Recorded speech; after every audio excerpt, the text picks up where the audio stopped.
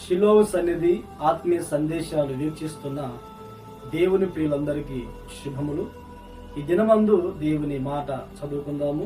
మత్తయి సువార్త 18వ అధ్యాయము 19వ వాక్యాన్ని మనం చదువుకున్నప్పుడు, మీలో ఇద్దరు తాము వేడుకొను దేనిని గురిచైనను భూమి మీద ఏకీభవించిన యెడల అది పరలోకమందున్న నా తండ్రి వలన వారికి దొరుకునని మీతో చెప్పుచున్నాను.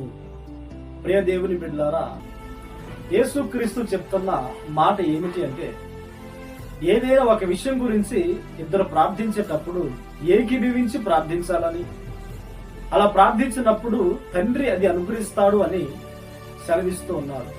మనం ప్రార్థన చేసేటప్పుడు దేని కొరకు ప్రార్థన చేస్తున్నామో, ఏది కావాలని ప్రార్థిస్తున్నామో ఏకీభవించాలి, దేవుని యందు విశ్వాసం ఉంచాలి.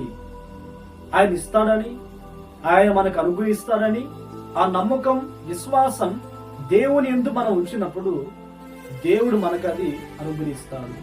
వాక్యం కూడా సెలవిస్తుంది కదా, మీరు వేటి కొరకు ప్రార్థిస్తున్నారో అవి దొరికినవని మీరు నమ్మిన ఎడల పొందుతారు అని లేఖనం కూడా మనం గమనిస్తూ ఉన్నాము. యేసుక్రీస్తు కూడా మనకు ఒక మాదిరికరమైన ప్రార్థన ఆయన నేర్పించి ఉన్నారు. యేసుక్రీస్తు ప్రార్థించిన ప్రతి సందర్భంలో కూడా తండ్రి అనుగ్రహిస్తున్నాడని, ప్రార్థన ఆలకించుచున్నావని, విశ్వాసముతో అది పొందినట్లుగా తండ్రి ఇచ్చినట్లుగా మనం గమనిస్తూ ఉన్నాము. మనము కూడా దేవుని వలన ఏదైనా కావాలి అన్నప్పుడు దేవుడు ఇచ్చాడు, దేవుడు అనుగ్రహించాడు అని విశ్వాసంతో నమ్మి మనం ప్రార్థించినప్పుడు అది దేవుని వలన మనకు దొరుకుతుంది. ఈ మాటలు వింటున్న నీ జీవితంలో సొంత ఇంటి నిర్మించుకోవాలని ప్రార్థిస్తున్నావా? నువ్వు విశ్వసించి దేవుడు ఇచ్చాడని, ఆ ఇంట్లో నీవు నివాసం చేస్తున్నావని విశ్వసించి నువ్వు నమ్మిన ఎడల ఆ రీతిగానే దేవుడు కార్యాలు చేస్తాడు. పిల్లల చదువు విషయంలో కూడా గొప్పగా చదువుతారు, ఉన్నతంగా చదువుతారు, తగిన జ్ఞానము దేవుడు ఇస్తాడు అని విశ్వాసంతో నమ్మిన ఎడల ఆ రీతిగానే దేవుడు తగిన జ్ఞానం ఇచ్చి చదువులో జయాన్ని ప్రవహిస్తాడు. చేయించిన ఉద్యోగమే కానీ, వ్యాపారమే కానీ, ప్రతి జీవనోపాధిలో కూడా దేవుడు ఆశీర్వదిస్తాడు. దేవుని వలన దీవెన కలుగుతుంది. ఆయనకు ప్రార్థన చేసి విశ్వాసం ఉంచగలిగితే అలాగనే దేవుడు కార్యాలు జరిగిస్తాడు.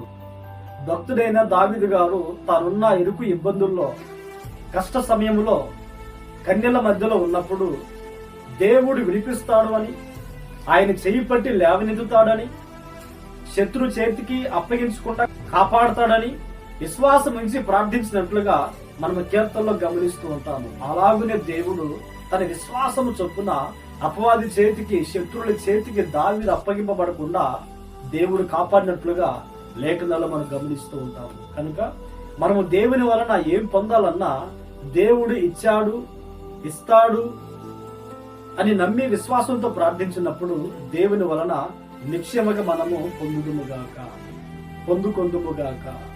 ప్రార్థన. పరలోకమందున్న తండ్రి, ఈ లోకంలో మాకేమి కావాలో సమస్తం మీకు తెలుసునైనా, మేము ప్రార్థించినప్పుడు మీ వలన పొంది ఉన్నాము అని నమ్మినప్పుడు మీరు మాకు అనుగ్రహించారు కనుక స్తోత్రాలనైనా. ఈ మాటలు విని ప్రార్థనలోకి వేయించిన ప్రతి వారిని కూడా మీ యందు విశ్వాసం ఉంచి ప్రార్థించుటకు కృపను అనుగ్రహించి మహిమను పొందమని యేసు నామములో ప్రార్థించి అడిగి పొంది ఉన్నాము తండ్రి. ఆమేన్, ఆమేన్. దేవుడు మిమ్మును ఆశీర్వదించునుగాక.